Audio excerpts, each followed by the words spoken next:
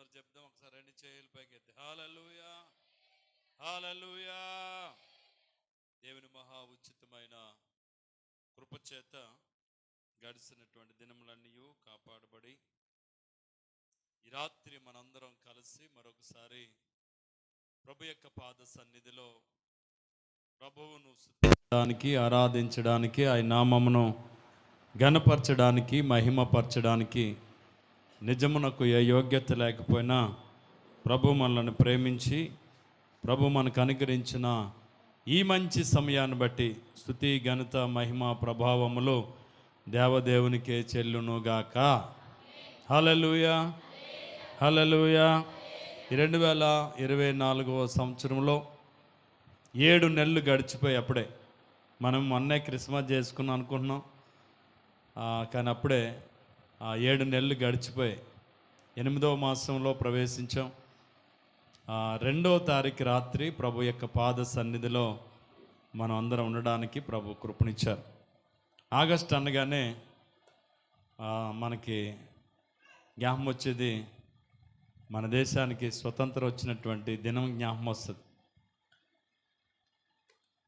మన దేశం బ్రిటిష్ వారి యొక్క స్వాధీనంలో ఉన్నప్పుడు మా దేశాన్ని మేము పాలించుకుంటాం, మాకు ఆ సామర్థ్యం మాకుంది, మీరు మా దేశాన్ని విడిచిపెట్టి పోండి అని చెప్పి మన భారతీయులు ధైర్యం చేసి బ్రిటిష్ వారి మీద తిరగబడి పోరాటాలు చేసి ఎంతోమంది చచ్చిపోయి చివరికి వారి చేతిలో నుంచి ఆగస్టు 15న మనకి ఏం తీసుకొచ్చారంటే స్వతంత్రతను మనకి తీసుకొచ్చినటువంటి దినం.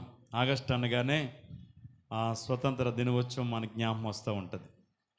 నిజమే, దేవుడు మనల్ని కూడా ఈ లోక సంబంధమైనటువంటి పాపం అనేటువంటి ఊబులో నుంచి విడిపించి మనకు కూడా యేసు ప్రభు ఇచ్చింది ఏంటి తెలుసా?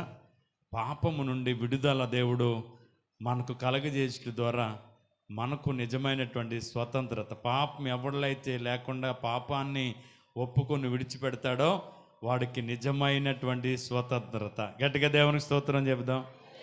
ఎందుకంటే వాడు నిజంగా స్వతంత్రుణ్ణి అనడానికి రుజువు ఏంటంటే తప్పు అనేది లేకుండా విడిచిపెట్టేసి ప్రశాంతమైనటువంటి హృదయాన్ని కలిగి ఎవడైతే ఉంటాడో వాడు నిజమైనటువంటి స్వతంత్రత కలిగినోడు. ఈరోజు ఇక్కడ ఉన్నటువంటి మిమ్మల్ని అందరినీ ఒక ప్రశ్న అడుగుతాను, మనం అందరం కూడా నిజమైనటువంటి స్వతంత్రత పొందిన వారమేనా? ఏమండి? ఓకే, ఇక్కడ ఉన్నటువంటి వాళ్ళందరికీ అన్ని రకాల మొబైల్స్ ఉన్నాయి కదా. ఈ లాక్ మీ పిల్లలకి, మీ లాక్ తెలుసా? మీ పిల్లల లాక్ మీకు తెలుసా? ఇక్కడున్న వారందరికీ అన్ని లాకులు ఉంటాయి, ఒకరి లాక్ ఒకరికి తెలియదు. ఏమంటారు? చెప్పాలా? నా లాక్ ఇక్కడ మన సంఘంలో పిల్లలందరికీ తెలుసు. ఆఖరికి నా ఫోన్పే నెంబర్ తెలుసు, ఫోన్పే లాక్ తెలుసు వీళ్ళందరికీ. మీకు ఆ స్వతంత్రత ఉందా?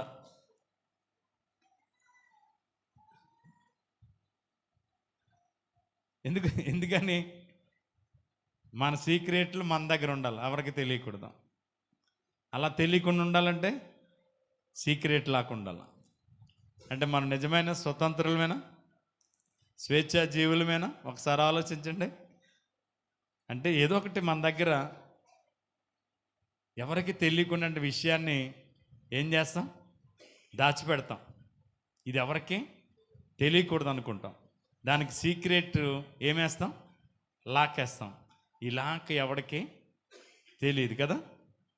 ఎందుకని అంటే మనలో ఇంకా ఎక్కడో ఏదో ఎవరికి తెలియకుండా విషయాన్ని ఏం చేస్తున్నాం? మనం దాచిపెడుతున్నాం. భార్య లాక్ భర్తకి తెలియదు, భర్త లాక్ భార్యకి తెలియదు, తల్లిదండ్రుల లాకలు పిల్లలకి తెలియవు, పిల్లల లాకలు తల్లిదండ్రులకి తెలియదు. తెలుసా? ఎవరి లాక వాళ్ళదే. నిజమైన స్వతంత్రులమేనా? నేను వాక్యంలోకి వెళ్ళకముందు ఒక ప్రశ్న. ప్రతి ఒక్కరి రాత్రి ఇలా గుండె మీద మీరు స్నేహించుకుని ఒకసారి నిజమైన స్వతంత్రులేనా మీరు? అయితే ఎక్కడైనా అవిధేయత ఉందో ఒకసారి ఆలోచించుకోండి. నిజమైనటువంటి స్వతంత్రత ఎవరికేనంటే నేను అంటాను, తప్పు అనేది లేకుండా తప్పులు ఒప్పుకొని పవిత్రమైనటువంటి జీవితాన్ని ఎవడైతే జీవించగలుగుతాడో వాడు నిజమైనటువంటి స్వతంత్రుడు. ఒకవేళ ఇంకా మీరు దాచుకోగలుగుతున్నారంటే ఏయోటి మర్మాలు మీ దగ్గర దాచబడి ఉన్నాయి. అది దాన్ని బట్టి మీరు ఎవరు కాదు నిజమైన స్వతంత్రులు ఇక మీరు కాలేరు. కానీ దినములు చెడ్డవట, దుర్దినములు రాబోతున్నాయట. ఏ దినాలండి? ఎప్పుడైనా పూర్వం 5 సంవత్సరాల చిన్న బిడ్డని 60 సంవత్సరాలు, 40 సంవత్సరాలు, 50 సంవత్సరాల ఒక పెద్దతను అత్యాచారం చేసినటువంటి దినాలు ఎప్పుడైనా విన్నారా?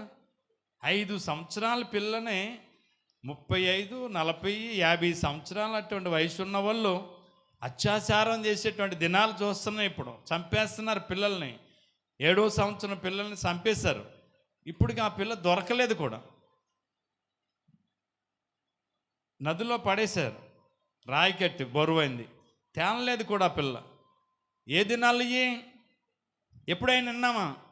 మా చిన్నప్పటి నుంచి ఎప్పుడైనా ఒక చిన్న పిల్లని ఇలాగ అగత్యం చేశారు, అయ్యో పిల్లని ఇలా చంపేశారు, ఇలాంటి సంగతులు ఎప్పుడైనా పూర్వం ఎప్పుడు వినలేదు. ఇప్పుడు ఏ దినాలు ఇవి? దుర్దినములు అన్నాడు. ఏ దినాలు? దుర్దినములు అన్నాడు. మీకు అన్నాడు ఇది చెడు కాలం అన్నాడు. ఏ కాలం? ఏ కాలం అండి? చెడు కాలం. పౌలు గారు అన్నాడు ఎఫెసీ సంఘంతో చెప్తూ, దినములు చెడ్డవి గనుక అన్నాడు. దినములు ఏంటి గనుక? చెడ్డవి గనుక అన్నాడు. మీకు అన్నాడు ఇది చెడు కాలము గనుక అన్నాడు. ఇది ప్రసంగి అన్నాడు దుర్దినములు అన్నాడు. ఏ దినాలు? దుర్దినములని. నేను వాటి గురించి చెప్పాలనుకోలేదు, నేను చెప్పే అంశం వేరు. ఈ రాత్రి ఒకసారి ఆలోచన చేద్దాం. ఇటువంటి భయంకరమైనటువంటి దినాల్లో మనం ఉన్నాం. ఇప్పుడు ఉన్నటువంటి దినాలు ఎటువంటివో తెలుసా? మంచి రోజులు కాదు. అక్రమం ఏమవుతుంది? విస్తరించిపోయింది. ఈనాడు ప్రేమ ఏమైపోయింది తెలుసా? చల్లారిపోయిందండి. లేదండి, ప్రేమ నాలో ఎక్కువ ఉప్పొంగిందండి, నేను ప్రేమను ఎక్కువ అందరితో పంచుకుంటున్నానని అన్న వాళ్ళు ఎంతమంది ఉన్నారు? ఒకసారి దేవునికి స్తోత్రం చెప్పండి. ఏం జరిగింది ఇప్పుడు జనాల్లో? ప్రేమ అండి. మీకు సంగతి తెలుసా? కొన్నిసార్లు నేను చర్చిలో ఇలా పలానోళ్ళు ఎలాగంటే కానీ మీకు తెలియలేదు. కొంతమందికి మీ ఇంటి పక్క ఆవిడకి ఏమవుతుందో కూడా నీకు తెలియట్లేదు. కాదని చెప్పండి, అవునా కాదా చెప్పండి. నేను తప్పు చెప్తున్నానా? నేను చర్చిలో పలానా వాళ్ళకి ఎలాగంటే అని చెప్తుంటా, అలాగా నేను చెప్తే కానీ కొంతమందికి తెలియట్లేదు, ఇంటి పక్క ఆవిడకి తెలియట్లేదు. అంటే ఏం ఎక్కువైంది ఇప్పుడు? ప్రేమ ఎక్కువైందా తక్కువైందా? ఎక్కువైందా తక్కువైందా? కారణం ఏంటంటారు? ఎందుకు తక్కువైతుంది? మన తప్పు కాదు. వాక్యం ఏమవ్వబోతుంది తెలుసా? నెరవేర్పు జరగబోతూ ఉంది. మనుషులలో ఏం చల్లారిపోద్దని ప్రభు చెప్పారు? ప్రేమ చల్లారిపోద్ది, అక్రమం ఏమవుతుంది? విస్తరిస్తుంది. దీన్ని బట్టి మీరు నేర్చుకోవాల్సిన సత్యం ఏంటి? ప్రేమ లేదు ఎవరిలో.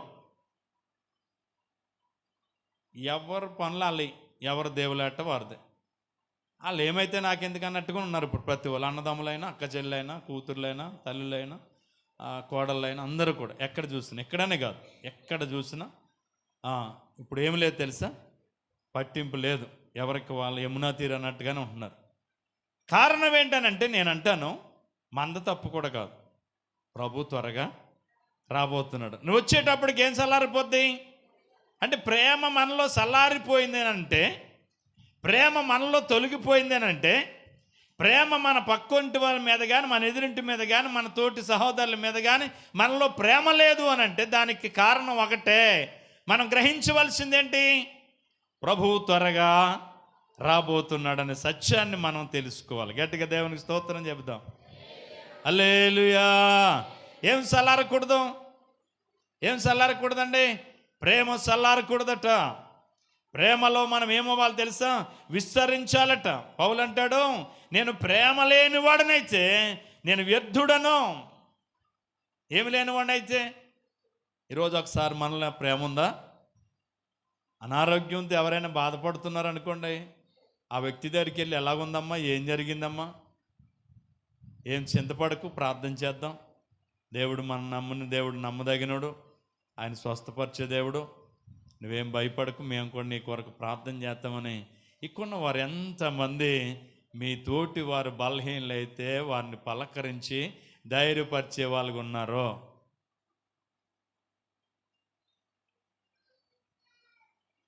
ఎంతమంది ఉన్నారు? ఎవరు లేరు అలాంటి వాళ్ళు, బిజీ షెడ్యూల్ అన్న వాళ్ళు. దేవునికి స్తోత్రం చెప్పండి. కొన్ని ఉన్నారా?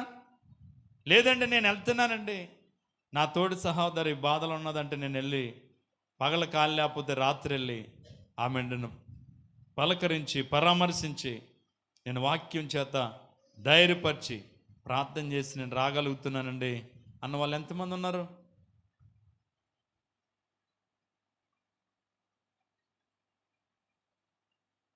ఇప్పుడు మనం ఎవరు అనుకోవాలి? ఇప్పుడు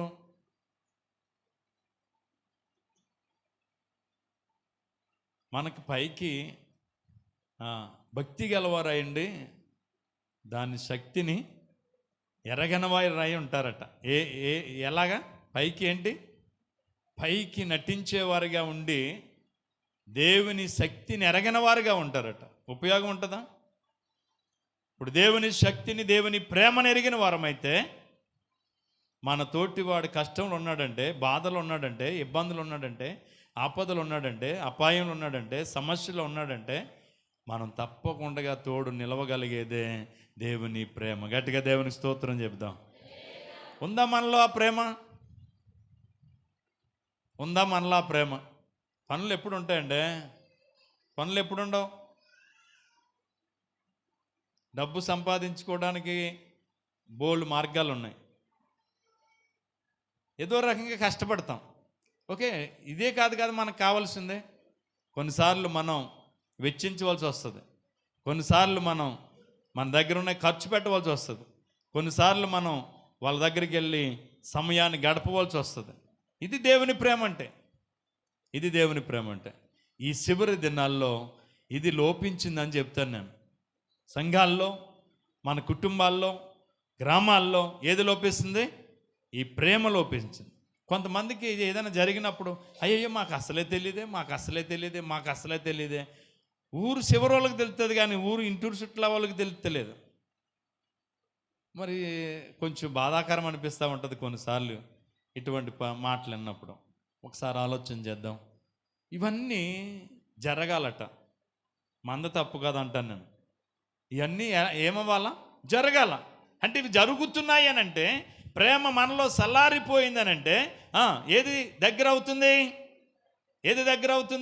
ప్రభు రాకడ దగ్గర అవుతుంది. మరి ప్రేమ లేనివాడు అయితే ప్రభు దగ్గర నువ్వు ఉండటానికి అర్హత నీకు ఉంటుందా?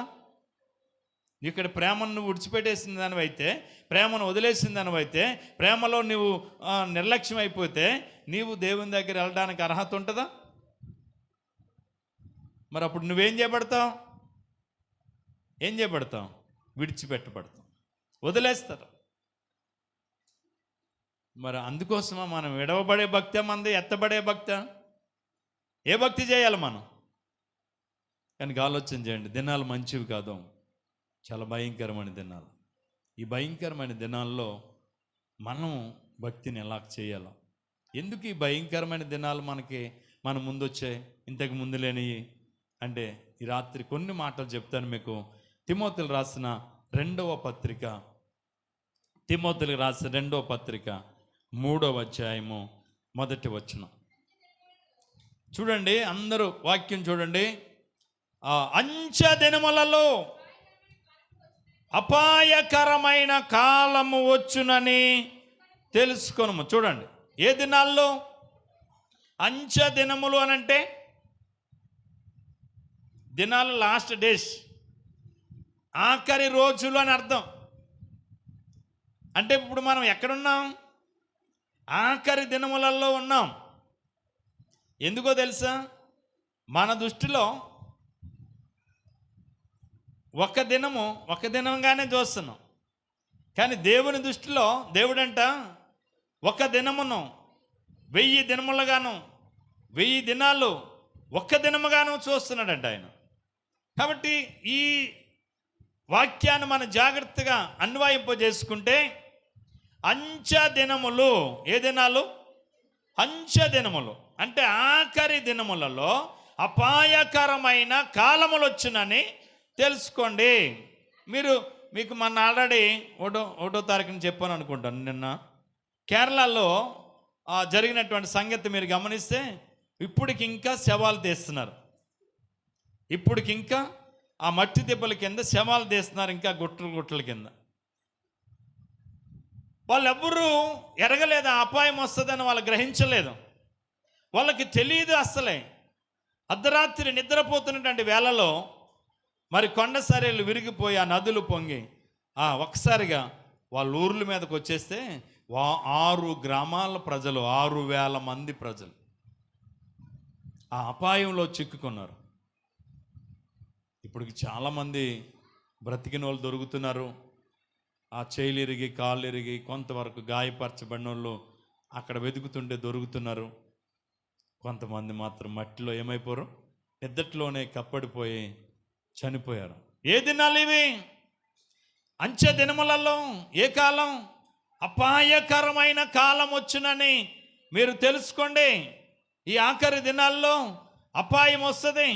ఎలాగొస్తుందో, ఎక్కడి నుంచి వస్తుందో, ఏ విధంగా వస్తుందో ఎవరికి తెలియదు. అందుకని ప్రతి ఒక్కడు ఏమై ఉండాలి తెలుసా? మెలకువ కలిగిన వాడిగా ఉండాలి. ప్రతి ఒక్కరు అపాయము నుంచి తప్పించబడేవారుగా ఉండాలా. అపాయం వచ్చినను ఆ అపాయము నుంచి తప్పించబడేవారుగా మనం ఉండాలా. కాబట్టి అంచె దినాల్లో అపాయకరమైన కాలములు వచ్చునని తెలుసుకోండి. ఎందుకు అపాయకరమైన కాలం వస్తుంది? ఎందుకు అపాయం మన మీదకి వస్తుంది? అపాయము భయంకరంగా తెలియకుండా మన మీదకి వచ్చి పడేటువంటి దినాలు ఉన్నావని వాక్యం ద్వారా దేవుడు తెలియజేస్తున్నాడు. ఎందుకు ఈ దినాలు ఇలాగ అయిపోవడానికి గల కారణం ఏంటి? ఎందుకు ఇలాగ అయిపోయాయి? రండి కింద వచ్చి నీకు వెళ్దాం. ఎలాగనగా చూడండి, ఎందుకు అపాయకరమైన కాలం వస్తుంది? ఎందుకు మరి అంచె దినాల్లో మనం ఉండవలసి వచ్చాం? కారణం ఏంటంటే, ఎలాగనగా మనుషులు స్వార్థ ప్రియులు. ఎవరంటండి? ఎవరండి మనుషులు? స్వార్థ ప్రియులు. ఈరోజు ప్రతి ఒక్కరిలో విస్తరించింది, అభివృద్ధి చెందుతున్నది, మనుషుని హృదయములో గూడు కట్టుకుంటున్నది. మనుషుడు అన్ని విషయాల కంటే ఎక్కువగా వర్ధిల్లేది ఎందులో తెలుసా? మనుషుడు స్వార్థ ప్రియుడైపోయాడు.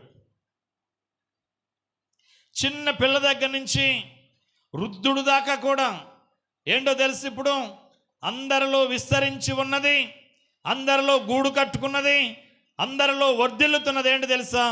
స్వార్థము. ఏంటి? స్వార్థం. అంచె దినాలు, అపాయకరమైన కాలాలు ఎందుకు అని అనగా మనుషుల్లో మొట్టమొదటిది వచ్చింది స్వార్థం. ఇక్కడున్న వారిలో స్వార్థం అనే దానికి నాలో చోటు లేదండి. నేను ఎంత మాత్రము స్వార్థాన్ని నేను స్వీకరించట్లేదండి. దానికి ఏమాత్రము చోటు ఇవ్వకుండా నేను నా హృదయాన్ని నిమ్మలపరుచుకోగలుగుతున్నానన్న వాళ్ళు గట్టిగా దేవునికి స్తోత్రం చెప్పండి. అంటే ఇప్పుడు మన అందరం ఎవరైనా ఒప్పుకున్నాం చెప్పాలా? 2 ఎత్తారు, కన్నవాళ్ళందరూ ఎవరని చెప్పుకోవాలా లేదా? 4 రమ్మంటే ఉడుపుకి ఎందుకు మన 3 వెళ్ళిపోతుంది? దానికి చెప్పొద్దు, దాన్ని మెదలకుండా 3 వెళ్ళిపోవట్లేదు. స్వార్థం కదా? అంటే మీకు అర్థమవుతుందని చెప్తున్నాను. ఉడుపు అని నాకేముంటుంది? మా ఇంటికాడ అలాగే తిట్టుకున్నారు, అమ్మాయించడానికి ఏకకుండా వెళ్ళిపోయింది. వాళ్ళని తిట్టుకుంటారు రోజు. ఈ పనుల కాలం అన్నాళ్ళు ఎవరో ఒక రోడ్డు ఎక్కి తిడతానే ఉంటారు. ఎందుకని? అదేదో మనకు వచ్చేయాల. ఆ మంచి పమ్మ ఇంటికాడ ఉండిపోతుంది. ఏంటిది? స్వార్థం కదా? ఇప్పుడు ఉందా లేదా చెప్పండి? మనలో ఉండొచ్చా? ఏమట్టుకెళ్తారు? ప్రభు ఇప్పుడు పిలిస్తే నువ్వేమట్టుకెళ్తావు? ఏది మిగిలిపోయింది నీ దగ్గర? చెప్పాలా? ఏది మిగిలిపోయింది మన దగ్గర? మరి స్వార్థం కలిగినోడు దేవుని రాజ్యంలో ప్రవేశించడానికి అర్హత ఉంటుందా? ఉంటుందా? ఉంటుందా? మరి అప్పుడు నువ్వు దేవుని రాజ్యాన్ని పోగొట్టుకుని ఏం సంపాదిస్తావు? నువ్వు కష్టపడి స్వార్థంతో నువ్వు సంపాదించింది పట్టుకెళ్ళవు. నిత్య రాజ్యంలో ప్రవేశించడానికి కూడా నీకు అర్హత పోగొట్టుకుంటావు. ఏంటి ఉపయోగం?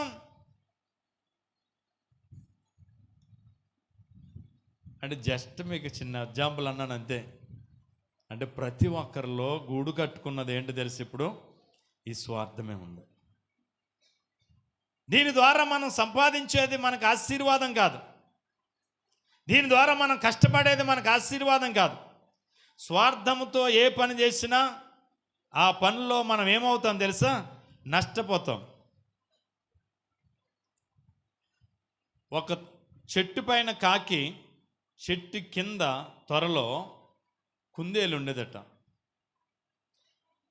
తెల్లవారకుండగానే కాకి కావు కావమంటది. చెట్టు త్వర దగ్గర ఎప్పుడు నివాసం ఉండేటువంటి కుందేలు కాకి స్వరం వినగానే బయటికి లేచి వచ్చేదట. చాలా చక్కగా దాని భాష దీనికి అర్థమయ్యేది. ఇద్దరు చాలా మంచిగా సాగిపోతూ ఉన్నది. ఒక రోజుని ఈ కాకి కుందేలు యొక్క స్నేహాన్ని చూసినటువంటి నక్క అనుకుందట, కుందేలు చూస్తే చాలా బాగా ఉంది, దీన్ని మనం ఏదో ఒక రోజున తినేస్తే బాగుంటుంది అనుకుంటుందట. నక్క ఏమనుకుంటుంది? తినేయాలనుకుంటుంది. దేన్ని? కుందేల్ని. ఎలాగా అని మొత్తం మీద స్వార్థపూరితమైన ఆలోచనతో నక్క కుందేలు దగ్గరికి వచ్చి స్నేహం చేయటం మొదలుపెట్టింది. దేనికి దూరం చేసింది? కాకి దూరం చేసిందట. కాకి దూరం చేసింది. ఇది జాగ్రత్తగా పక్కన పైరుసేని జల్లారట. ఈ నక్క దీన్ని ఏం చేసిందని తెలుసా? పైరుసేలోకి తీసుకెళ్ళిందట. పైరుసేలోకి తీసుకెళ్ళగానే కుందేలు శుభ్రంగా పచ్చదనం మేతంతా ఆ రాత్రి మేసేసింది. పొద్దుటికి రైతు చేను కాడకు వచ్చేటప్పటికి అయ్యో మంచి పూత మీద ఉన్నది, ఈ పైరుసేను ఏదో పాడు చేసేసింది అని చాలా బాధపడి ఇంటికి వెళ్ళిపోయి ఒక వలోటి అట్టుకొచ్చి ఆ రాత్రి అంట చేలో వలొగ్గాడట. దేనికి? ఆ పైరుని పాడు చేసేదాన్ని పట్టుకోవాలని వలొగ్గాడట. దీనికి తెలుసు నక్కకి రైతు ఏదో నష్టం కలిగిస్తాడో, అలాగైతేనే మనం కుందేలు తినొచ్చాను. ఏం చేసిందట? మల్లాడు కూడా మళ్ళా దీన్ని లెగ్గొట్టుకుని చేలోకి తీసుకెళ్ళిందట. ఇది గబగబా గబగబా ముందు రోజు మేసినట్టుగా మేసేస్తుందట. వల్ల ఏమైపోయిందట? చిక్కుపడిపోయిందట. చిక్కుపడిపోయేదాకా నక్క కుందేలు దగ్గరే తిరిగిందట. వల్ల చిక్కుంది కదా, అమ్మాయి అనుకుని రైతు వస్తాడు, దీన్ని కొట్టి చంపి ఈ డొంకల పక్కన పడేసిపోతాడు అని అక్కడ పడేయగానే మనం దీన్ని తినేయచ్చని ఇది వెళ్ళిపోయి ఒక తాడిమట్ట ఒకటి ఉంటే ఆ తాడిమట్ట దగ్గరికి వెళ్ళి ముట్టలా సాపుకుని రైతు వస్తున్నాడా అని అలా చూస్తూ ఉందంట. రైతు వచ్చాడట. కానీ జరిగినటువంటి సంగతి ఏంటంటే తెల్లవారుజామునే కాకి కావు కావమంటూ కూసుకుంటా పొలాల్లోకి వెళ్ళిపోవటం అలవాటు దానికి. కాకి పొద్దుటే కూసుకుంటూ వెళ్ళిపోతుంటే పాపం వలలో చిక్కుబడిన కుందేలు కనిపించిందట. ఎప్పుడు దీంతో మంచి స్నేహం చేసేది, నక్క దీన్ని స్నేహం దూరం చేసింది. గబుక్కని కాకి వెళ్ళిపోయి ఆగి దాని మీద ఆలి, ఏమైంది? ఏమవటం ఏముంది? నీ స్నేహం విడిచిపెట్ట వల్ల ఇదిగో నష్టం వచ్చి పడ్డది, నాకు ఇందులో చిక్కుపడిపోయాను, రైతు వస్తాడు నన్ను చంపేస్తాడు, ఇంక నా పని అయిపోయిందని ఏడ్చిందట. ఏం కాదు, నేను ఒక ఉపాయం చెప్తాను నీకు, నా మాట విను, నువ్వు మరణం నుంచి ఏం చేయబడతావు? తప్పించబడతావు అని చెప్పిందట. ఓకే, ఏంటన్నదట. ఏం కాదు, రైతు వచ్చేటప్పటికి 4 కాళ్ళు సాపేసి నువ్వు బిసిపోయిన దానిలాగా ఊపిరి బిగబట్టు అన్నదట. రైతు వస్తాడు, ఇది సందకాడే పడిపోయింది, కొట్టుకుని చచ్చింది అనుకుంటాడు. నీ కాల్లో ఉన్న వలలా తీసి చిక్కులు తీసి వలట్టుకొచ్చి ఇలా గొట్టు మీద వేసుకుంటాడు. అప్పుడు నేను నీకెదురుగా ఈ చెట్టు మీదే ఉంటాను. అప్పుడు కావు కావు కావమ్మని అరుస్తాను. నువ్వు ఒక్కసారిగా ఏం చేయాలి తెలుసా? పరిగెట్టుకెళ్ళిపో, నువ్వు మరణం నుంచి తప్పించబడతావు. ఇది నీకు చాలా మంచి సలహా అని చెప్పిందట. ఓకే, రైతు వచ్చాడు. రైతు చేలోకి రాగానే కాళ్ళు బిగబట్టేసింది, ఊపిరి బిగబట్టేసింది, బీసిపోయింది దానిలాగా నటించిందట. సందకాడే పడిపోయింది, పాపం కొట్టుకుని చచ్చింది ఇది అనుకుని కాళ్ళలో వల్ల చిక్కులు తీసి వలట్టుకుని వెళ్ళి ఇలా గట్టు మీద వేస్తున్నాడట. ఒకసారిగా కాకి కావు కామనగానే ఇది తుర్రు పని ఏం చేసింది? పరుగించుకుందట. ఇప్పుడు చూడండి, రైతు వచ్చాడు, వల తెస్తున్నాడు, కుందేళ్ళని చంపేస్తాడు, పట్టుకొచ్చి నా దగ్గర ఆడేస్తాడు. ఈ ఏళ్ళ చక్కగా మాంసం తిందామని చూస్తుందంట. ఏంటి? నక్క. ఏం చాపుకుని, ఏం చాపి? మూతు చాపి చూస్తుందట. ఇది ఒక్కసారిగా ఏమైంది? పరిగెట్టేసింది. ఇప్పుడు రైతు చేతిలో దుడ్డుకర్ర తీసుకుని గిరగిర గిరగిర తిప్పి ఎంత పని చేసావని ఇసిరాడట. ఇసరగానే ముట్టిలా సాపుకుని ఎప్పుడు దీన్ని కొట్టి పడేస్తాడో తినేద్దామని చూస్తాం చూడండి. ఈ దుడ్డు కర్ర వెళ్ళి దానికి తగలగానే కింద పడి అంటే ఏం చేసింది? వెళ్ళాడి చచ్చిపోయిందట. ఈడు అక్కడికి వెళ్ళేటప్పటికి కుందేలు లేదు. ఇదేంటి మరి, ఇదేంటిది, నక్క చచ్చిపోయిందేంట? చూసారా? కుందేలు సావలసిన స్థానంలో ఎవరు చచ్చిపోయారు? ఎందువల్ల? ఇలా కథ చెప్తున్నాను మా విన్నీకి. ఎందువల్ల అన్నాను. బాగా ఉన్న దాన్ని చంపేస్తే నేను తిందామనుకున్నందుకు అన్నది. అందుకేనా? దేన్ని చంపేయాలా? కుందేలు చంపేస్తారు, పట్టుకొచ్చి పడేస్తాడు, నేను తినేద్దాం అనుకున్నటువంటి ఒక స్వార్థం దాని ప్రాణాన్ని తీసేసింది. ఈరోజు మనలో ఉన్న స్వార్థం ఏం చేస్తా చెప్పాలి? ఎవరికి నష్టం కలిగిస్తుంది చెప్పండి? నా స్వార్థం నీకు నష్టం కలిగిస్తుందా, నాకు నష్టం కలిగిస్తుందా? చెప్పాలా? నేను స్వార్థపరుణ్ణి అనుకుందాం. నా స్వార్థం నాకు నష్టం కలిగిస్తుందా, నీకు నష్టం కలిగిస్తుందా? మేమేమి ఎరగము బాబయ్య. అది తెలిస్తే బాగానే ఉన్నట్టు చూస్తున్నారు మీరు మొక్కల్లో. నిజమా? అది తెలీదా? ఇప్పుడు స్వార్థం, నా స్వార్థం ఎవరిని తినేస్తుంది? నన్నే తింటుంది. నా స్వార్థం వల్ల నీకు నష్టం కాదు. అందుకని ఎవడి స్వార్థము వాడికే ఏం చేస్తుంది తెలుసా?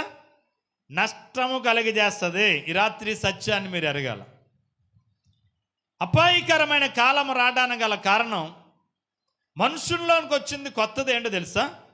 ఒక స్వార్థం మనుషుని యొక్క జీవితంలో ప్రవేశించి అది గూడు కట్టుకుని ఏమవుతుంది? విస్తరించటం వల్ల మనుషుడు అపాయములో చిక్కుకుంటున్నాడు. గట్టిగా దేవునికి స్తోత్రం చెబుదాం.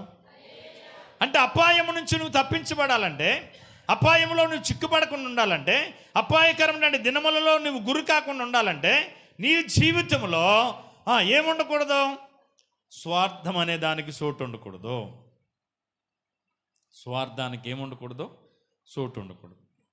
ఏమండి, ఒక తల్లి కన్నటువంటి ఒక కుమారులిద్దరిలో పెద్దోడికి తమ్ముడి మీద ఏమొచ్చింది అమ్మా? బైబిల్లో మీకు చాలాసార్లు విన్నారు కదా. ఒక తల్లికి 2 కొడుకులు. ఆ కొడుకుల్లో పెద్ద కొడుక్కి చిన్న కొడుకు మీద ఏమొచ్చింది అమ్మా? మీకు లేదులే, నేను మిమ్మల్ని స్వార్థపరులు అని అంటలేదు. ఆదాము అవ్వలకు అనుకున్నటువంటి పిల్లల్లో పెద్ద కొడుక్కి చిన్న కొడుకు మీద, తమ్ముడి మీద ఏమొచ్చింది? ఏమండి, వచ్చిందా రాలేదా? ఎవరికి? మీకు కాదు. కయ్యోనికి ఏమొచ్చింది? ఎవరి మీద చెప్పాలా? ఎవరి మీద? హేబేలు మీద. ఎందుకు వచ్చింది హేబేలు మీద? ఆస్తి ఎక్కువ తీసేసుకున్నాడు తండ్రి దగ్గరనా, లేకపోతే తల్లిదండ్రుల దగ్గర డబ్బులు ఎక్కువ మా తమ్ముడు తినేసాడనా? స్వార్థం ఎందుకు వచ్చింది ఇంతకీ? ఆ అన్నగారికి స్వార్థం ఎందుకు వచ్చింది తెలుసా? మా తమ్ముడు నాకంటే మా అమ్మ నాన్న దగ్గర ఎక్కువ డబ్బులు తినేసాడని కానీ, ఆస్తి నాకంటే ఎక్కువ ఆస్తి సంపాదించుకున్నాడని కానీ, మా అమ్మ నాన్న మా తమ్ముడే చూస్తున్నా నన్ను చూడలేదని కానీ ఇలాంటి స్వార్థం కాదు అతనికి వచ్చింది. వీళ్ళిద్దరిలో వచ్చిన స్వార్థం ఏంటో తెలుసా? దేవునికి అర్పించే అర్పణలో వచ్చినటువంటి స్వార్థం.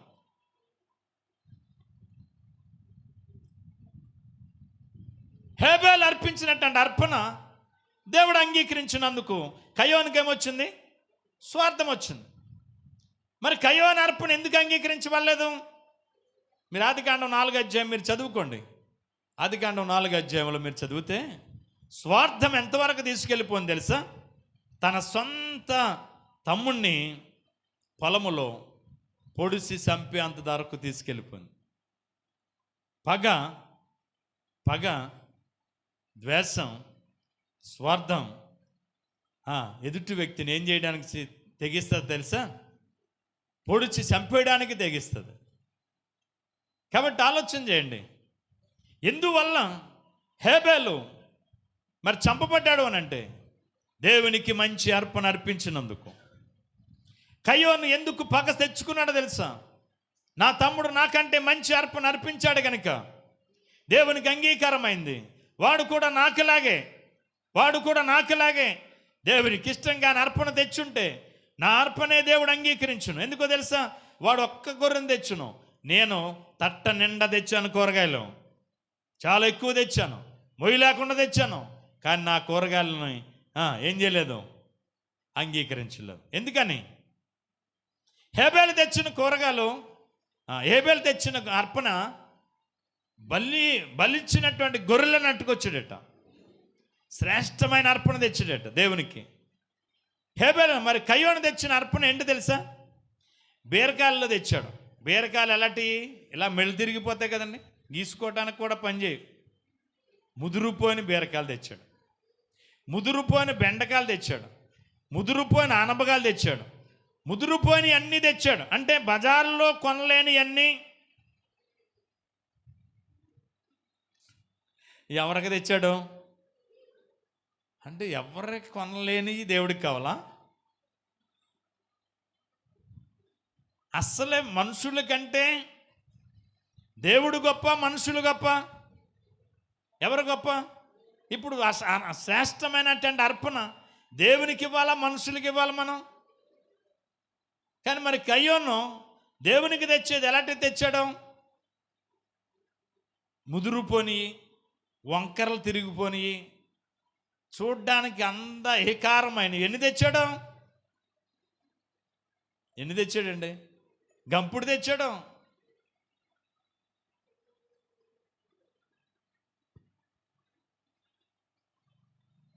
ఎన్ని తెచ్చాడు? గంపడ తెచ్చాడు, మొయ్యిలాక తెచ్చాడు గుళ్ళోకి ఇష్టమయ్యి. ఈ పనికి రాని అర్పణ నాకెందుకురా బాబు, నాకు వద్దయ్యి అని దేవుడు నిరాకరించినందుకు తమ్ముడిని పొలంలో పొడిచి చంపేశాడు. అంటే ఒక తమ్ముడు చేసిన ఒక మంచి పనిని మెచ్చుకోవాల్సినటువంటి వ్యక్తి నా అర్పణ అంగీకరించకపోవడానికి ఈడే కారణం. ఈడు మంచి అర్పణ అర్పించాడు దేవునికి. ఈడు అర్పించకుండా ఉంటే, ఈడు కూడా నాకులాగా చేసి ఉంటే బాగుండని తమ్ముడి మీద పగ తెచ్చుకుని తమ్ముడిని ఏం చేశాడు తెలుసా? నిట్టారుగా పొలంలో పని చేసుకున్న వాడిని చంపేశాడు. ఎందువల్ల చంపేశాడు అంటున్నాను నేను? అతనిలోకి వచ్చింది ఏంటి తెలుసా? స్వార్థం. స్వార్థము ఒక మనుషుణ్ణి ఏం చేయడానికి తెగించింది తెలుసా? చంపేయడానికి తెగించింది. నా ప్రియ సహోదరి సహోదరులరా, దినములు మారిపోలేదు. సోమవారం ఎప్పుడు సోమవారంగానే ఉంది, గురువారం ఎప్పుడు గురువారంగానే ఉంది. అసలు మారింది ఎవరో? మనుషుల యొక్క మనసులు మారిపోయాయి, మనుషుల యొక్క హృదయాలు మారిపోయాయి. మనుషుల్లో వచ్చినటువంటి ఈ స్వార్థం అన్నిటికీ చేటు తెచ్చి పడుతుంది. అందుకని ఈరోజు నీకు మంచి జరగాలంటే, మంచిని నీవు స్వీకరించాలనుకుంటే, మంచిని నువ్వు పొందాలనుకుంటే, మంచిని నువ్వు చూడాలనుకుంటే ఏది రానివ్వకూడదు మనలో? స్వార్థము రానివ్వద్దు. ఏమి రానివ్వద్దు? స్వార్థాన్ని రానివ్వద్దు. రెండవది, ధనాపేక్షకులో దేని మీద ఆపేక్ష ఇప్పుడు అందరికీ? ధనాపేక్ష. ఏదో ఒక రకంగా నేను ధనాన్ని కూడగట్టుకోవాలా, ఏదో రకంగా నేను ధనవంతుని అవ్వాలా, ఏదో రకంగా నేను గొప్పవాడిని అయిపోవాలా. ఒక ఆపేక్ష మనుషుని ఏం చేస్తుంది తెలుసా? జైలు పాలు చేస్తుంది. ధనాపేక్ష ఏం చేస్తుంది? ధనాపేక్ష అంట సమస్త కీడులకు మూలమని రాయబడ్డది. చూడండి, ఏటీఎంను మొన్న కుర్రాడు మొత్తం 27 లక్షల రూపాయలు ఏటీఎంను పగలగొట్టడం, మొత్తం బ్యాగ్లో సంచిలో 27 లక్షల రూపాయలు బ్యాగ్లో పెట్టుకున్నాడు. కానీ తెల్లారేటప్పటికి దొరికేశాడు. డబ్బు మళ్ళీ గవర్నమెంట్కి వెళ్ళిపోయింది. ఈయన మాత్రం ఎక్కడికి వెళ్ళవలసి వచ్చింది? ధనాపేక్ష ఎక్కడ తీసుకెళ్ళింది? ఊసలు ఎక్కిస్తుంది. నిజమే కదా, చాలా మందిలో పెరిగింది ఏంటి ఇప్పుడు? ధనాపేక్ష. అందుకే వాడి దగ్గర లేకపోయినా ఎవడి దగ్గర కలిగి ఉన్నాడో వాడిని చంపేయడానికి చూస్తున్నారు. సైబర్ నేరగాళ్ళని ఉంటారు. ఇక్కడే మన అంబాజీపేటలో ఒక ఆవిడకి మెసేజ్ వచ్చిందట ఫోన్లో. మెసేజ్ రాగానే ఒకే చేసిందట. 2,20,000 రూపాయలు తన అకౌంట్లోంచి వెళ్ళిపోయాట. నిన్న పోలీస్ స్టేషన్కి వచ్చి కంప్లైంట్ ఇచ్చింది. ఎంత వెళ్ళిపోయి? 2,20,000 రూపాయలు. ఒక్క మెసేజ్ ఒకే చేసి ఫోన్లో ఒకే చేసినందుకు వెంటనే బ్యాంక్ నుంచి ఏమైపోయాయి? ఆవిడ ప్రమేయం అక్కల లేకుండానే 2,20,000 రూపాయలు అవతలోడు అకౌంట్కి వెళ్ళిపోయాయి. అందుకే మేము బ్యాంక్ నుంచి ఫోన్ చేస్తున్నామని కానీ, ఇదిగో మీకు ఓటీపీ వస్తుందా, ఓటీపీ చెప్పండి, మీకు లోన్ శాంక్షన్ అవుతుందని కానీ, ఇలాగని కొంతమంది ఫోన్లు చేస్తూ ఉంటారు. తర్వాత మీ నెంబర్కి లాటరీ తగిలింది. ఏం తగిలింది? లాటరీ తగిలింది మీ నెంబర్కి. కాబట్టి మీ నెంబర్కి ఓటీపీ వస్తుంది. మీ ఓటీపీ చెప్తే మీకు కారు ఇస్తామని కానీ, లేకపోతే ఇన్ని లక్షలు తలిగాయని కానీ, ఇదిగో మీరు ఇంత డబ్బు కడితే మీకు ఇలాగ వస్తుందని కానీ, మీకు ఎవరైనా ఫోన్లు చేస్తే దయచేసి వెంటనే ఫోన్ కట్ చేయండి. వాళ్ళు చెప్పిన ఏమీ చేయకండి. మీరు ఆశపడి చేశారా, మీకు ఉన్నది పోద్ది, మీకు మిగిలేదు సర్వం, ఇంకేముండదు. కాబట్టి దయచేసి ఏ అపేక్షకి రానివద్దు. నాకు విజయవాడ నుంచి ఒక ఆవిడ ఫోన్ చేసి, మీ నెంబర్కి లాటరీలో వెండి తలిగిందయ్యా, మంచి సైను మీకు ఇస్తాము ఇలాగని చెప్పొచ్చింది. ఎండి పట్టీలోటి ఇంకేయో మొత్తం ఎండి సామాన్లు చెప్పింది చాలా. ఇవి ఒక కిట్ కింద మీకు వస్తుంది, మీరు వెళ్ళి పోస్ట్ ఆఫీసులో విడిపించుకోవాలన్నది. అప్పుడు నేను అన్నాను, మీ మాటలు ఏంటంటే నాకు ఎందుకు చాలా ప్రేమ అనిపిస్తుంది. మా పిల్లలు ఉంది కానీ మా పిల్లలు ఎట్టుకోదు, నిన్ను మా పిల్లగా భావిస్తున్నాను, అయ్యో నువ్వు తీసేసుకోమ్మా, నాకు వద్దన్నాను. మళ్ళా నాకు ఫోన్ చేయలేదు. ఇంకా ఏం తలిగిందంట? లాటరీ తలిగిందంట. నేను పోస్ట్ ఆఫీస్కి వెళ్ళి ఏం చేయాలంట? ఇడిపించుకోవాలి. అందులో ఉన్న 1000 రూపాయలు అనుకోండి, పోస్ట్ ఆఫీస్కి 4 ఏళ్ళు కట్టాలి నేను. అందులో ఉండే సామాన్లు ఒకవేళ నిజంగా పంపితే ఎన్ని ఉంటాయి? 500, 1000 రూపాయలు ఉంటాయి. మనం కట్టవలసింది 4,000, 5,000 కట్టి ఇడిపించుకోవాలి. ఆ ప్యాకెట్ ఎంత ఉంటుందో తెలుసా? ఎంత ఉంటుంది? అయ్యి బాబు చాలా సామాన్లు ఉన్నాయనుకుంటాను నువ్వు. దాని నిండా గడ్డి ఉంటుంది, ఏముండదు. అంతా ఏంటి తెలుసా? మోసం. ధనాపేక్షకులు అంట. ఏ ప్రేక్షకులు? ధనాపేక్షకులు. తర్వాత బింకములాడువారు. తర్వాత బింకం అంటే ఆ మంచికి మోకాలు బిగ ఎక్కువ అంటారు కదా. నేను అనుకున్నాను మోకాలు బిగంటే ఈ కాలు చాలా బిగైనయేమో, ఎలాంటి బరువైన మోసి ఎలా అక్కడైనా నడిచేయగలుగుతారేమో అనుకున్నాను నేను. అలా అప్పుడు ఒకసారి మా నాన్నమ్మని అడిగాను నేను, మోకాలు బిగ అంటుంది ఆవిడ. ఏంటి నాన్నమ్మ అంటే, మోకాలు బిగ అంటే మోకాలు బలం కాదు బాబా, ఆ మంచి కొంచెం చెప్పండి. మీరు కాదండి, నేను ఆ మంచి కోసం అంటున్నాను. ఆ మంచికి ఏంటి ఎక్కువ? మోకాలు బిగ అంటే ఎవరిని ఏం చేయదు, లెక్క చేయదు, ఎవరైనా నా మాట వినాలా, ఎవరైనా నా దగ్గరికి రావాలనుకునేటువంటి మనుషులు ఉంటారో వాళ్ళ మోకాలు బిగ్గగలిగిన మనుషులు అన్నది. మరి ఇక్కడ ఎవరైనా ఉన్నారేమో అలాంటి వాళ్ళు, నాకు తెలియదు. ఒకసారి ఆ మోకాలు బిగి ఉన్న వాళ్ళు అది తగ్గించుకోండి. అహంకారులంట. తర్వాత బింకములాడేవారు. ఏమాడేవారు? బింకములాడేవారు. తర్వాత ఇంకెవరు? అహంకారులు. గర్వం. చాలామందిలో ఏముంటుంది తెలుసా? గర్వం ఎక్కువ ఇప్పుడు సోడు చేసుకుంటుంది. గర్వం. తర్వాత దోషకులు. ఎవరండి? దూషించేవారు. ఎక్కువ కొద్ది కొంచెం నష్టం కలిగేటప్పటికి సహించుకునేవారు ఉన్నారండి. వెంటనే రోడ్డు ఎక్కేసి మొత్తం అందరం లొంగేడి తిట్టేస్తారు ఒక మనిషి. మళ్ళాడు అదే మనిషి ఈ మంచి దగ్గరకు వచ్చి, నేను వస్తాను పని కానీ కేకద్దు. మళ్ళీ కేకే బుద్ధి వద్దా? నిన్నే కదా ఏం చేసింది? అందరినీ దూషించేసింది. అంటే నష్టం వచ్చేటప్పటికి ఏం చేస్తారు? ఇంక రోడ్డు ఎక్కేసి గంతులు వేస్తారు. నష్టం రాకూడదు వాళ్ళకి. దోషకులు. తర్వాత తల్లిదండ్రుల కవిదయులంట. అంటే తల్లిదండ్రులను గౌరవించలేనారు, తల్లిదండ్రులను సన్మానించలేని వాళ్ళు అవిధేయులు. కృతజ్ఞత లేనివారు, అనురాగరహితులు, అతిద్వేషులు, అపరాధికులు, అజితేంద్రియులు, కూరులు, సజ్జన ద్వేషులు, ద్రోహులు, మూర్ఖులు, గర్వాంధులు, దేవుని కంటే సుఖానుభావమును ఎక్కువగా ప్రేమించువారు. ఎవరికంటే? ఇప్పుడు అందరికి ఏమి ఎక్కువైపోయింది? సుఖం. సుఖం. దేన్ని ప్రేమిస్తున్నారు? సుఖాన్ని ప్రేమిస్తున్నారు. కష్టాన్ని ఏం చేయలేకపోతున్నారు? ప్రేమించడానికి, భరించడానికి ఎవరు ఇష్టపడినటువంటి దినాల్లో. ఇంకా కింద వచ్చిన గెలిటోడికి రాయబడ్డది, పైకి అంట భక్తి గలవారయుండి దాని శక్తిని ఆశ్రయించిన వారయ్యుందురు, ఇట్టి వారికి ఎముకుడు అయ్యుండుము. ఇది ఇలాంటి వాళ్ళు ఉన్నారు. అందుకే అంచె దినాలు వచ్చాయి. అందుకే అపాయకరమైన కాలం వచ్చింది. కాబట్టి ఇట్టి వారికి నీవేమై ఉండు? విముఖుడు అయి ఉండు, దూరంగా ఉండు. ఇట్టి వారితో నువ్వు సాంగత్యం చేయొద్దు, ఇట్టి వారితో నువ్వు స్నేహం చేయొద్దు.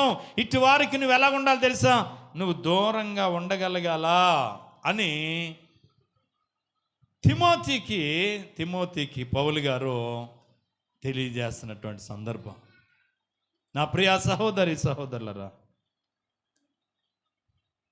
ప్రజలు ఈ మనస్సులు కలిగిన వారు దేవుని సన్నిధిలో, దేవుని రాజ్యములో ప్రవేశించడానికి ఎవరు కాదో తెలుసా?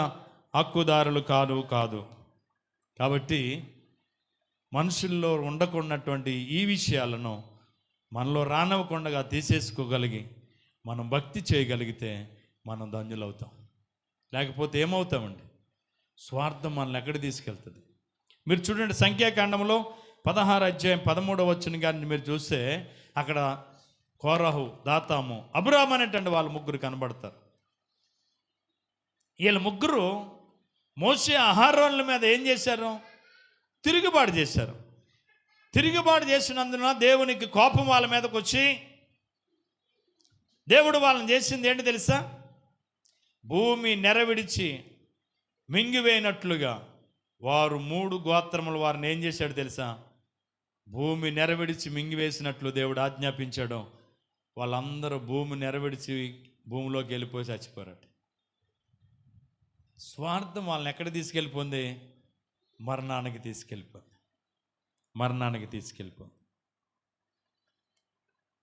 స్వార్థం ఇంకా ఏం చేస్తుంది? మొదటి సమూయేలు గ్రంథం 18వ అధ్యాయం 7వ వచనం చూడండి. 7వ వచనం త్వరగా.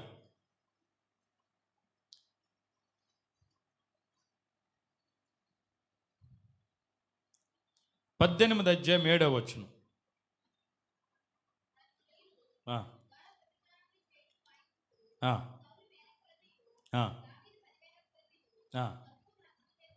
అనేది ఉండనందున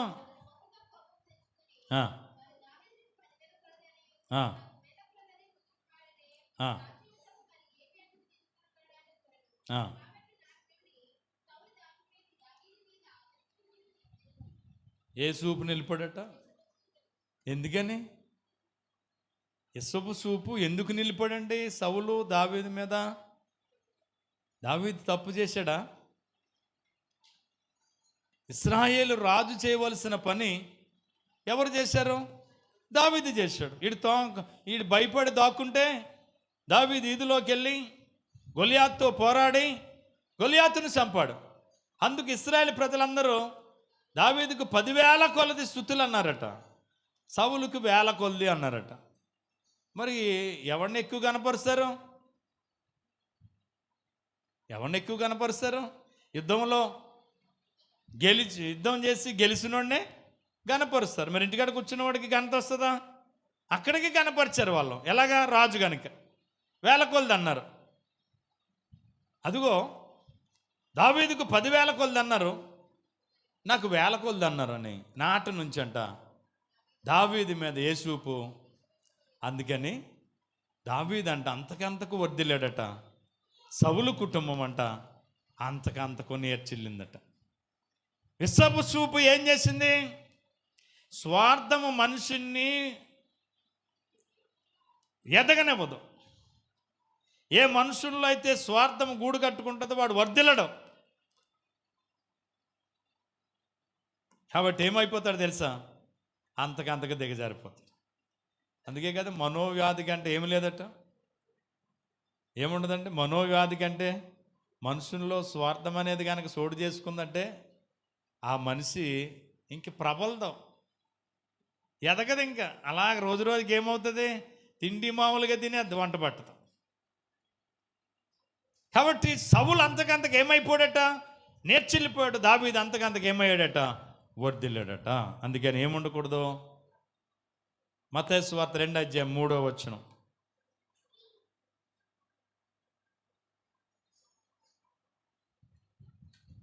మత్తయి సువార్త 2:3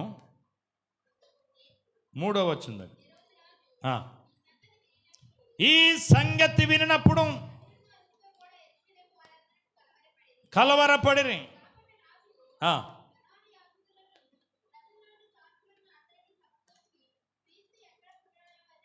చూడండి, యేసుక్రీస్తు ప్రభువు రాజుగా ఈ లోకములో జన్మించాడు అనేటువంటి ఒక వార్త జ్ఞానుల ద్వారా హెరోదు రాజుకు తెలిసినప్పుడు కలవరం కలవరపడ్డాడట. తన పరివారంతో కలవరం చెందాడట. నేను రాజుగా ఉండగా వేరొక రాజు పుట్టడం ఏంటని చెప్పేసి ఎలాగైనా సరే ఆ రాజుని చంపేయాలనుకున్నాడట. అందుకని శాస్త్రులను పిలిచాడు, జ్ఞానులను పిలిచాడు. ఎప్పుడు పుట్టుంటాడో, ఏ సంవత్సరంలో పుట్టుంటాడో, ఇప్పటికి ఎన్ని సంవత్సరాలు అవి ఉంటాయి లెక్క కట్టించి 2 సంవత్సరాల లోపు మగపిల్లలందరినీ ఏం చేయించాడో? చంపించేశాడు. కానీ దేవుడు ఏం చేశాడు తెలుసా? ఆ సంగతి ఎరిగి హెరోదు మనసును ఎరిగిన దేవుడు యోసేపును పిలిచి రాత్రిగారు మీరు బయలుదేరి యెరూషలేమును విడిచిపెట్టి బయటికి వెళ్ళిపోండి అని చెప్పి దేవుని చేత హెచ్చరిక చేయబడి యేసు ప్రభువును వారు తప్పించబడ్డానికి అవకాశం దేవుడు కలుగజేశాడు. కానీ యేసు ప్రభుకు బదులుగా ఇంచుమించు 2,000 మంది పిల్లలు, 2 సంవత్సరాల లోపు పిల్లలు ఏం చేయబడ్డారు తెలుసా? చంపబడ్డారు. మరి హెరోదు ఏమయ్యాడా? ఆ తర్వాత బాగానే చూస్తే హెరోదు అంట నేను రాజుగా ఉండగా ఇంకొక రాజు పుట్టడం అనేటువంటి స్వార్థ మతంలో ఉండి చివరికి అతడు పురుగులు పట్టి అతడు చచ్చిపోయాడు. ఏం పట్టేసే? పురుగులు పడి అతడు చనిపోయాడు. ఆవిడ నేను ముగిస్తున్నాను. ఇటువంటి స్వార్థం, ద్వేషం, అసూయ, కక్షలు, క్రోధములు కలిగినటువంటి మనుషుల మధ్యలో మనం ఎలాగుండాలా? ఒకే ఒక మాట ఫిలిప్పీయులకు రాసిన పత్రిక 2:16 మనం చదువుకుని ముగించుకుందాం. ఫిలిప్పీయులకు రాసిన పత్రిక 2:16 ఇట్టి జనము మధ్య మీరు జీవవాక్యమును చేతపట్టుకుని లోకమందు ఎలా కనబడాలి తెలుసు? మనం జ్యోతుల వలె కనబడాల. ఇట్టి మనుషుల మధ్యలో, ఇట్టి ప్రజల మధ్యలో ఉన్నటువంటి మనం ఏది చేతపట్టుకోవాలంట? జీవవాక్యమును చేతపట్టుకుని. ఈ జీవవాక్యమును చేతపట్టుకునంట లోకములు ఎలా కనబడాలి? మనం జ్యోతుల వలె, అనేకులను వెలిగించేవారు వలె, అనేకులను వెలుగులోనికి నడిపించేవారు వలె, అనేకుల చీకటిలో ఉన్న వారికి వెలుగును చూపించేవారు వలె మనము లోకములు ఎలా కనబడాలంట? జ్యోతులు వలె మనం కనబడాలంట. గట్టిగా దేవునికి స్తోత్రం చెబుదాం. హల్లెలూయా. కాబట్టి రాత్రి నువ్వు ఎలాగున్నావు? నేను ముగిస్తున్నాను. స్వార్థపరుడుగా ఉన్నావా? బింకంలాడే వారికి ఉన్నావా? ధనాపేక్షుడుగా ఉన్నావా? తల్లిదండ్రులకు అవిధేయుడిగా ఉన్నావా? కృతజ్ఞత లేనివాడుగా ఉంటున్నావా? ఈ రాత్రి ఒకసారి ఆలోచన చేద్దాం. మరలా చదవండి. ఆ మాటలు, ఆ మనస్సు మన దగ్గర ఉందేమో చూసుకోండి. దాన్ని పరిశీలించుకోండి, పరీక్షించుకోండి. ఎక్కడ ఏది ఏ మాట గూడు కట్టుకుందో ఈ రాత్రి ఆ గూడు మనలో నుంచి తీసివేయడానికి మీరు సిద్ధపడండి. నిత్యరాజ్యానికి మీరు అందరూ వారసులు కండి. దేవుడి మాటలు మనందరి వినికిడిలో దీవించి ఆశీర్వదించునుగాక. అందరికీ వందనాలు.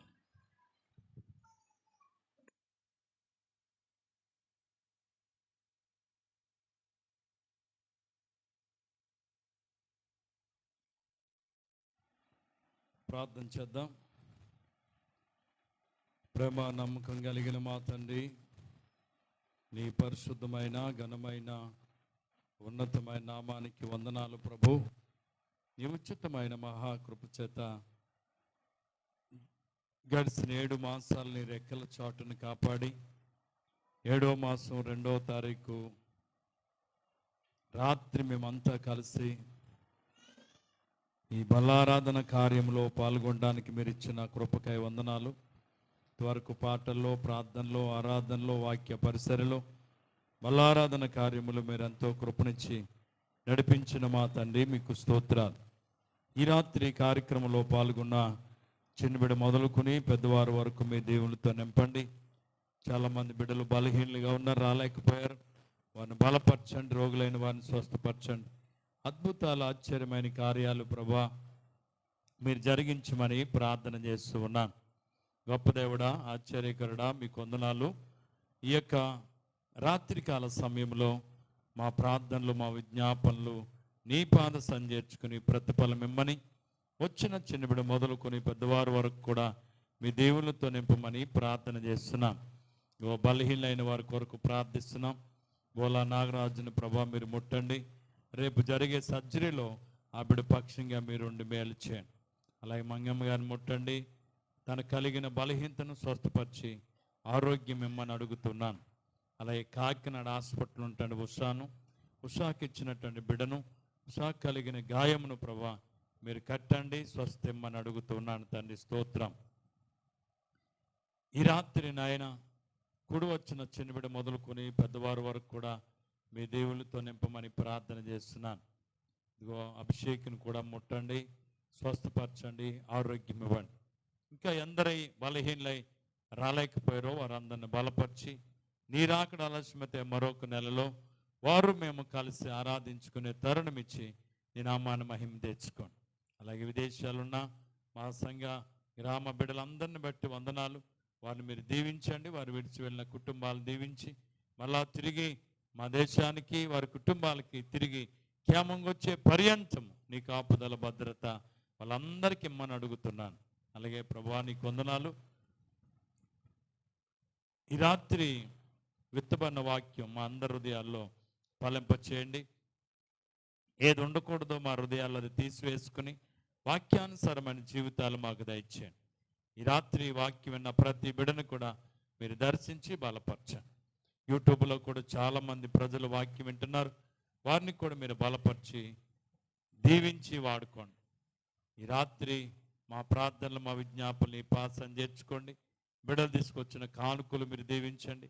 నీ సంధికి తెచ్చిన దానికి రెట్టింపు దేవుని ఆశీర్వాదాలు ఇచ్చి రాగల దినాల్లో మరింత ఆశీర్వాదానికి వారసులుగా బిడ్డలను చేసి నీ నామాన్ని మహిమ తెచ్చుకోండి. ఘనత, మహిమ, ప్రభావాలు మీరే పొందమని యేసయ్య శక్తి గల నామమున ప్రార్థించి స్తుతించి అడిగి వేడుకొనుచున్నాం పరమ తండ్రి.